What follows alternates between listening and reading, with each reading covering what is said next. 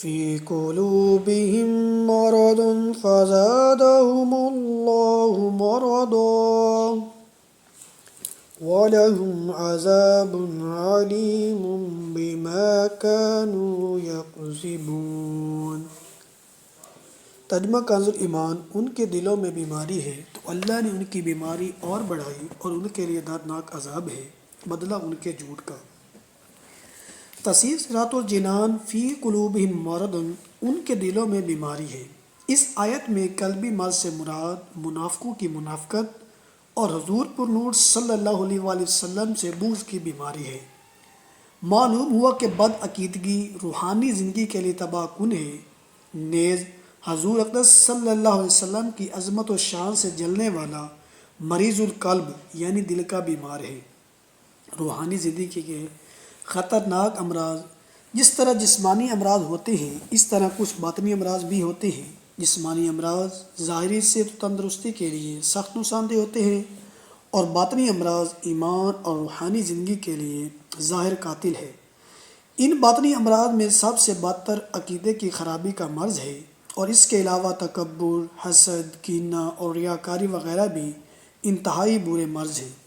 ہر مسلمان کو چاہیے کہ باطنی امراض سے متعلق معلومات حاصل کر کے ان سے نجات حاصل کرنے کی کوشش کرے، اور اس کے لیے بطور خاص امام غزالی رحمۃ اللہ علیہ کی مشہور کتاب الاحیاء العلوم کی 3 جلد کا مطالعہ بہت مفید ہے۔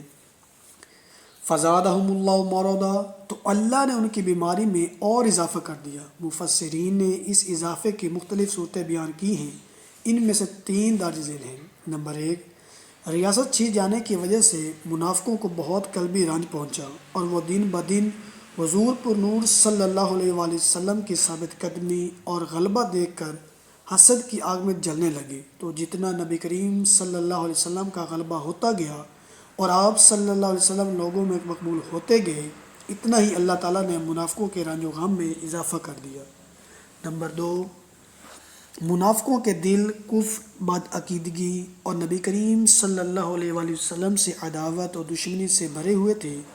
اللہ تعالیٰ نے ان کی چیزوں میں اس طرح اضافہ کر دیا کہ ان کے دلوں پر مہر لگا دی تاکہ کوئی واعظ و نصیحت ان پر اثر انداز نہ ہو سکے۔ نمبر 3، جیسے جیسے شرعی احکام اور نزول وحی میں اضافہ ہوا اور مسلمانوں کی مدد و نصرت بڑھتی گئی، ویسے ویسے ان کا کفر بڑھتا گیا، بلکہ ان کا حال تو یہ تھا کہ کلمہ شہادت پڑھنا ان پر بہت دشوار تھا، اور اوپر سے عبادت میں اضافہ ہو گیا تو جرموں کی سزائیں بھی نازل ہو گئیں، جس کی وجہ سے یہ لوگ بہت بے چین ہو گئے۔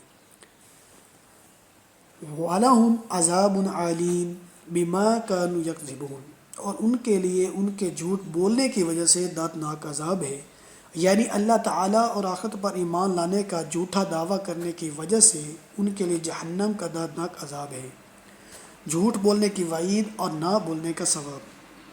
اس آیت سے معلوم ہوا کہ جھوٹ بولنا حرام ہے اور اس پر دردناک عذاب کی وعید ہے، لہٰذا ہر مسلمان کو چاہیے کہ وہ اس سے بچنے کی خوب کوشش کرے۔ حضرت عبداللہ بن مسعود رضی اللہ تعالیٰ عنہ سے مروی ہے کہ رسول اللہ صلی اللہ علیہ وآلہ وسلم نے ارشاد فرمایا، سچائی کو اپنے اوپر لازم کر لو، کیونکہ سچائی نیکی کی طرف لے جاتی ہے اور نیکی جنت کا راستہ دکھاتی ہے۔ آدمی برابر سچ بولتا رہتا ہے اور سچ بولنے کی کوشش کرتا رہتا ہے، یہاں تک کہ وہ اللہ تعالیٰ کے نزدیک صدیق لکھ دیا جاتا ہے۔ جھوٹ سے بچو، کیونکہ جھوٹ گناہ کی طرف لے جاتا ہے اور گناہ جہنم کا راستہ دکھاتا ہے، اور آدمی برابر جھوٹ بولتا رہتا ہے اور جھوٹ بولنے کی کوشش کرتا ہے، یہاں تک کہ اللہ تعالیٰ کے نزدیک عذاب لکھ دیا جاتا ہے۔ حضرت انس رضی اللہ تعالیٰ عنہ سے روایت ہے کہ حضور اقدس صلی اللہ علیہ وآلہ وسلم نے ارشاد فرمایا، جو شخص جھوٹ بولنا چھوڑ دے اور وہ باطل ہے، یعنی جھوٹ چھوڑنے کی چیز ہی ہے، اس لیے جنت کے کنارے میں مکان بنایا جائے گا۔